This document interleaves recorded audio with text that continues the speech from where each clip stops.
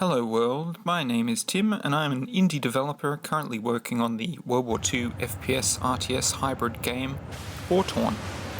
I'd like to take you through a few of its latest features, the first of which is the new unit, the Sherman Calliope.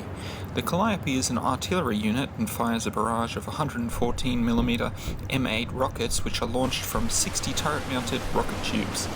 This is a great unit for anyone to look for physics bugs with, as it can unleash a lot of explosives in a small amount of time. And if your code, like mine, is not working as intended and your trucks start to pile up on top of each other, the Sherman Calliope also makes for some satisfying target practice.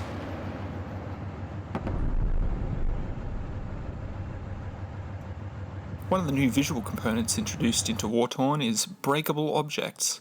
Breakable objects, as the name suggests, take damage and will break after a certain amount of damage has been inflicted. To demonstrate a simple breakable object, I'll begin by constructing a line of sandbags as target practice. Here you can see the carnage dealt by the Sherman Calliope, leaving bags and bags of sandbags. When a breakable object breaks, it spawns an array of fragments, which then interact with any physics triggers around them. The end result looks cool, is destructive, and creates a much more immersive world.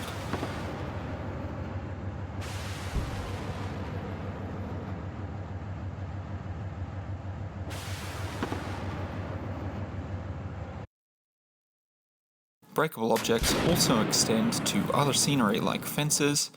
Fences will break into pieces of wood should they explode or be driven over by vehicles. Impact angle damage is another feature recently introduced and is specifically relevant to tanks and tank combat. In a typical tank battle, damage is calculated and applied from projectiles to vehicles based on the angle of impact.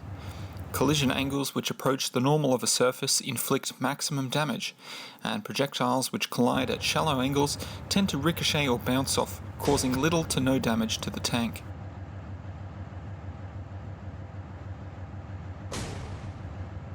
This is an interesting feature since it brings into the gameplay the actual historical tank designs, their vulnerabilities and their strengths. This also encourages players to engage armor facing head-on or be punished accordingly. This also opens up the multiplayer gameplay to strategic flanking movements requiring precision teamplay.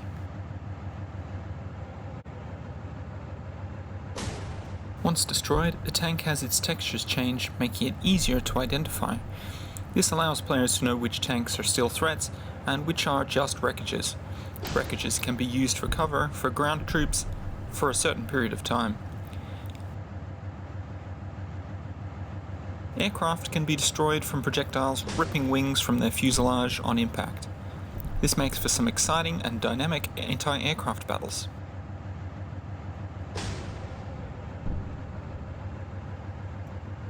Another great way to make your game way more immersive is with sound effects. Artillery shells can be heard overhead, tearing through the air for hundreds of meters.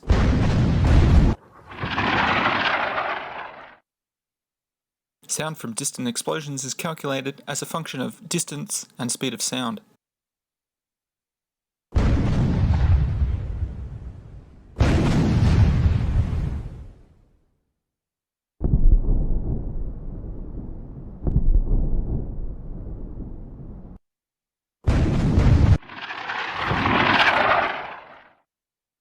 Surface types for bullet impacts have also been introduced, which means particle effects are created based on the material of the surfaces that they collide with. This includes different sounds played for bullets hitting different surfaces.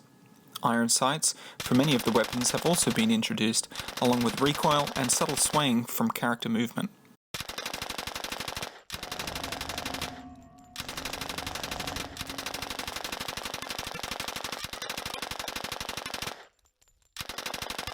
Imagine that there was some way to get from an inside space to an outside space, or vice versa. That's right, doors allow the movement between spaces. If you enjoyed watching this video, please subscribe and stay tuned for more updates. Until next time, keep watching the code.